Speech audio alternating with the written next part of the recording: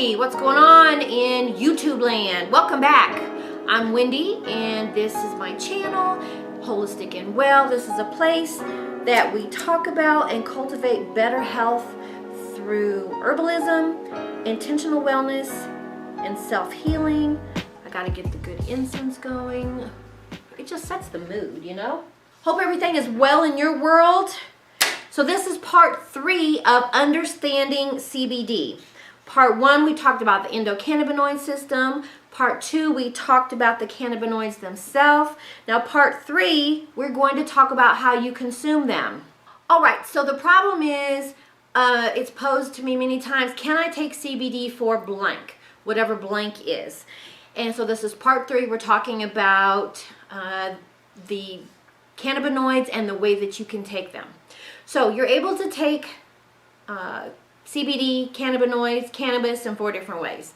You can either inhale it some kind of way, you can eat it or drink it, you can put under your tongue, which is called a tincture. There's a big vein under your tongue and it basically takes it right into your bloodstream in about 10-15 minutes.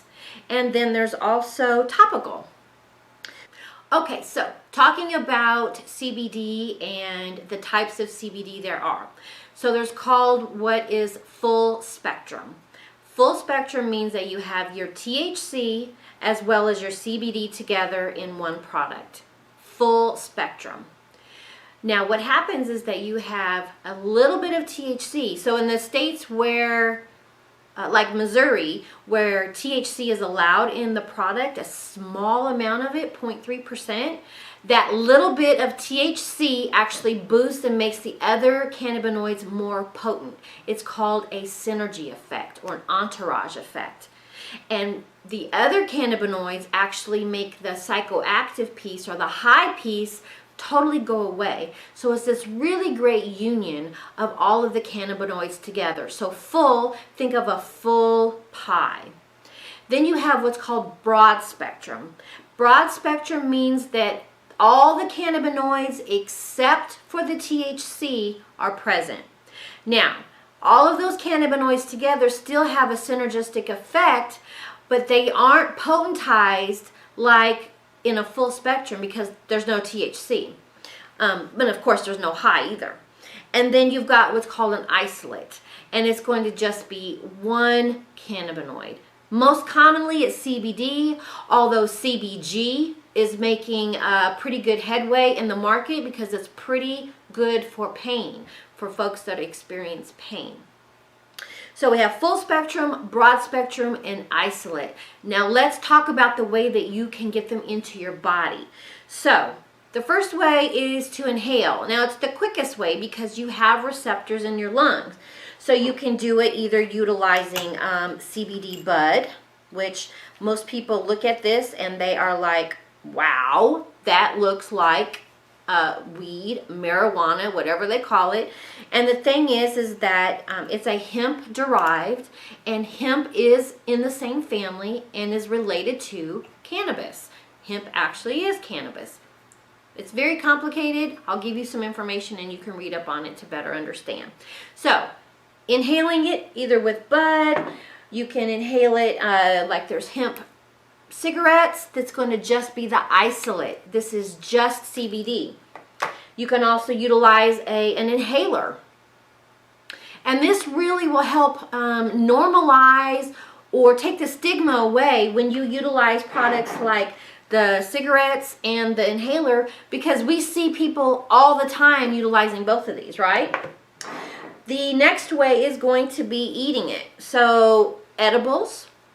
You can also put it in your tea, there's CBD coffee. You can decarboxylate, which basically means you activate the bud, and you can make your own butters and oils and put it in your own food, make dressings. It's just no limits to what you can do with that. The issue I have with edibles is that most edibles are full of sugar. And what does sugar do? It aggravates inflammation. So to me, edibles that are full of sugar are kind of counterproductive, and I'm like, if you have chronic long-term stuff, I don't ever suggest edibles, but they taste good.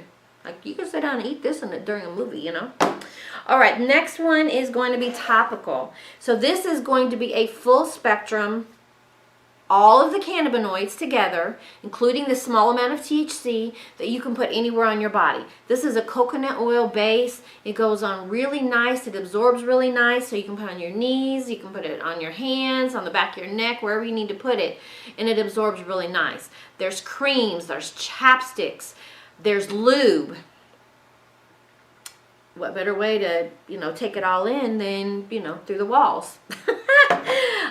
There are actually vaginal suppositories. There are anal suppositories. And that's a really good way to get the THC into your system without having to smoke it or to eat it. But it still will kind of handle the pain effect and go to those CB1 receptors, depending on the ratio of the THC to the other cannabinoids. So creams and topicals are really nice. And then the last one, the one that I utilize, is going to be the tincture.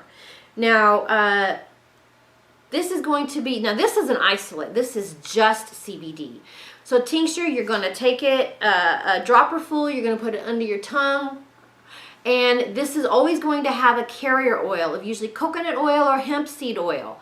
And both of those are really good for you. They're an omega oil, and so your body needs it, is going to take it in.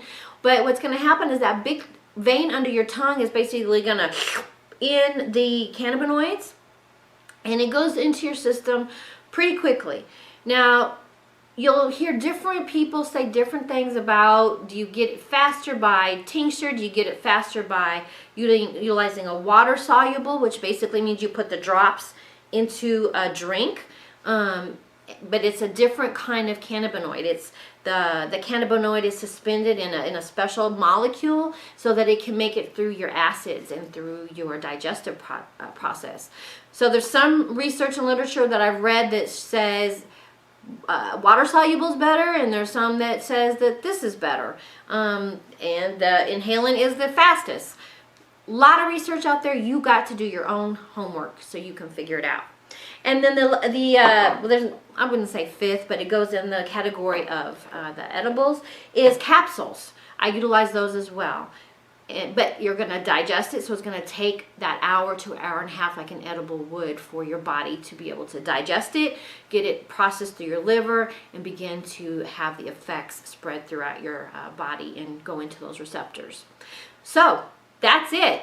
Those are the ways that you can take in cannabinoids, whether it's THC rich or the other cannabinoid rich, depending on what you're trying to accomplish and how you feel most comfortable taking that into your body. It's a very, very personal decision. I've had people say they don't feel comfortable smoking. It makes their throat hurt, everything. It's a very personal decision. And so that's why you really have to do the research and figure out what's going to be most comfortable for you.